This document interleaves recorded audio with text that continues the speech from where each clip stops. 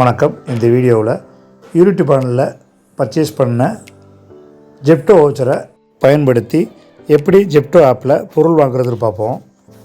Zepto app open பண்ணி மேலே உள்ள அந்த பொம்மையை கிளிக் பண்ணணும். இந்த பேஜ் ஓப்பன் ஆகும். இதில் Zepto cash and gift card இருக்கும், அதை கிளிக் பண்ணணும். நீங்கள் இதில் கிஃப்ட் கார்டை கேஷ் கட்டி பர்ச்சேஸ் பண்ணுற மாதிரி வரும். ஆனால் நம்ம யூனிட்டி பாண்டோடைய கார்டு வச்சுருக்கனால ஹேவியாக கிஃப்ட் கார்டு இருக்கும், அதை கிளிக் பண்ணணும். இந்த பேஜ் ஓப்பன் ஆகும். நீங்கள் யூனிட் பாண்டில் கலெக்ட் பண்ண கிஃப்ட் கார்டோட நம்பரையும் பின்னையும் இதை ரெஜிஸ்டர் பண்ணி ஆட் கிஃப்ட் கார்டுன்னு கொடுத்துடணும்.